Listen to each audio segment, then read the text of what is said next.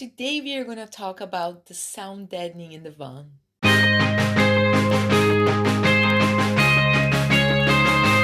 So the first layer we put on was the sound deadening and the vibration control. This is not a cheap material, and after reading a lot and watching many YouTube videos and reading reviews as well, we decided to go for the Dodo mat because even though it's a bit more expensive, the reviews were really good. Inside this box we have a roll and we got 5 boxes, so this was around 250 pounds. You also find this material in squares, so you don't need to cut. It's just a bit more difficult once you have the roll and then the paper got stuck on the back, but because we needed a lot, I think it's worth it to get the roll because it gets cheaper than buy the pack with the squares cut already.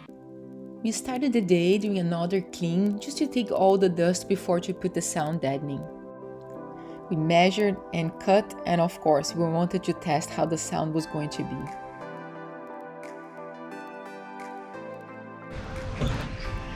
So, measured, Cut.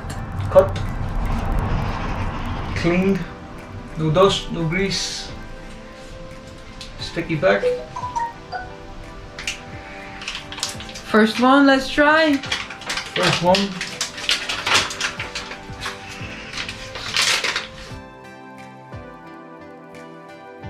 Take half.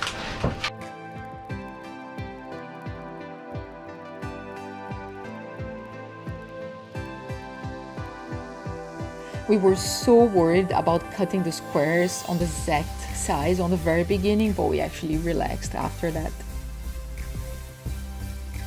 Oh yeah. Go.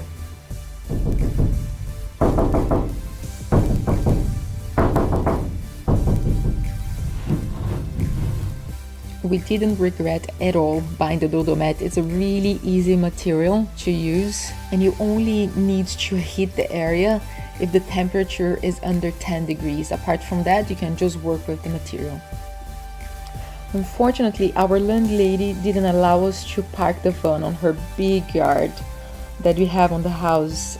We need to work on the street now. It's a bit complicated because we thought we had time to do this, and now we need to split our time between work, converting the van, looking for another apartment, which is not an easy mission in Dublin, and then take some time to move. We are hoping that after moving we will be able to concentrate more again in our conversion. We took the day to put the sound deadening and we're really enjoying doing this. So we're taking our time, but also trying to make the most of the day. So we're always getting something quick to eat and then we're back to work. And as you can see, we were almost at the end when We found a leak. It is where the side door opens. There's a roller and a rail, and the rail was bolted through the van. We were about to put the last piece on of the sound deadening and we found a leak. Better find it now than later. that's the hole. Yeah. And the runner for the door is bolted in through the van, and I think on the bolt it's not sealed properly, so there's rain getting in. So what we can do is take the runner off, put some silicone in the hole, and then put the bolt back in again, and that should stop the leak. If there is going to be a leak, that's probably where it's going to be. Check it out. A couple of days later, we found a place by the beach to fix the leak and to break the pallets down so our landlady wouldn't complain that we were working in the house. To fix the leak, first we had to remove the door runner. There were 4 nuts that needed to be removed from the inside of the van before the runner came off. Next, we needed to clean the runner and the side of the van before we applied the silicone sealant.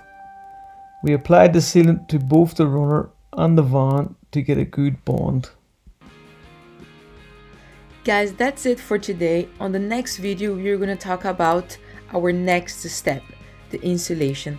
If you're going to start your conversion now, make sure you give yourself time to check your van for any leaks possibility. Subscribe to the playlist to get the notifications of our next videos, and I'll see you on the next video. Ciao!